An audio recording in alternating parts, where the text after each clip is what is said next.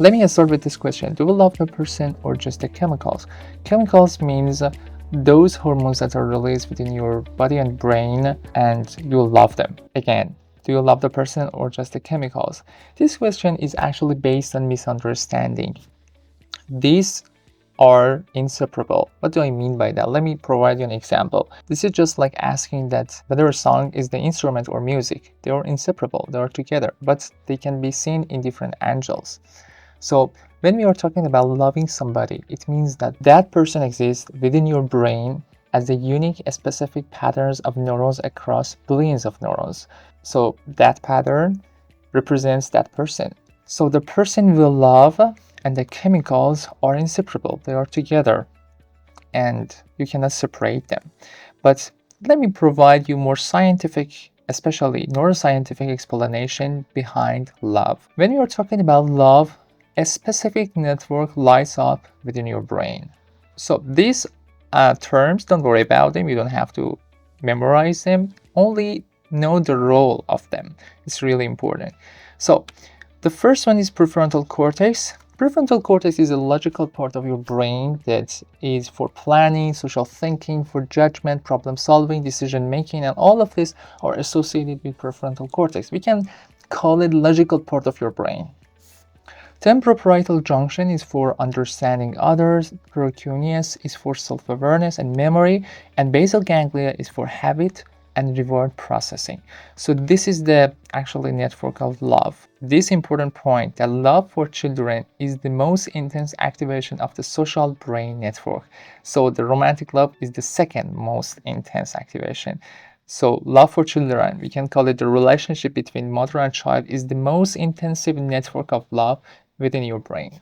Let me talk about the chemicals. What kind of hormones are released within your brain? And of course, these hormones that are released in your brain, they also have other roles in your brain as well.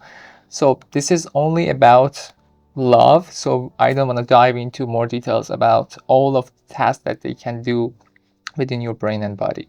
So dopamine is the first one, reward motivation molecule, deriving pleasure and focus. So you have motivation to see them again, you have craving for their presence. So all of these are associated with dopamine. The next one is oxytocin and vasopressin. And let me tell you something interesting, that oxytocin is associated with breastfeeding and childbirth, and vasopressin is associated for water retention within your body and brain. I already mentioned that they have other tasks as well. And this hormone fostering trust and attachment through physical touch. So if you hug your partner or kissing them or having sex with them, so these hormones are released within your body. So the next one is serotonin, and it's really interesting if you know the fact about it. It's obsession chemical causing intense focus and thoughts. So you cannot stop thinking about your partner. You are thinking intensely about your partner. It's in low level when you first fall in love, and it's also observed in people with OCD, obsessive compulsive disorder people. They also have low level of serotonin. So it's just like you have OCD about your partner. Somehow we can call it the love is blind because of serotonin. And endorphins is a natural painkiller providing comfort and security and love. So especially in a long-term relationship, you feel more secure, you feel more comfortable when you are with your partner, and you feel less stressed when you are with them. Them, I don't mean several partners, I mean one partner. Please don't be confused about it. How these chemicals are working, I mean they are isolated or they are working together. So this is important part, that in many cases in the brain, these hormones are working together. I mean, they are not isolated. They are working with each other, and dopamine, for instance, can trigger oxytocin release for bonding, and vice versa about oxytocin and others. And one of the most important parts in this presentation is about neuroscience of love cycle. The first one is perception. When you see your partner, when you hear her or his voice, so this is actually the sensory processing. What are the inputs that are going into your nervous system? And then we have recognition. Two important parts of your brain, temporal lobe and falciform area, recognizes, oh, that's her, that's him. This is my partner. And the third one is emotional response. The amygdala and hippocampus. Amygdala is for emotional processing, and hippocampus is associated with memory.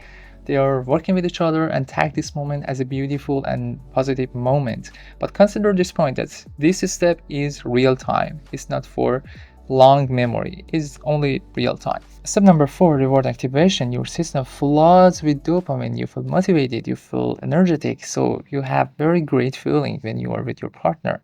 And bonding response, if you have any physical contact with your partner, so again, oxytocin and vasopressin are released and it strengthens your attachment.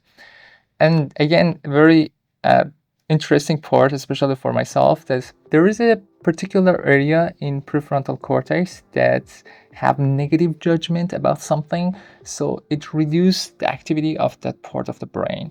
So this is why we call love is blind, because of this part. And finally, we have memory formation. So the hippocampus, I already mentioned that is associated with memory. Now take this moment and snap this moment into your long memory.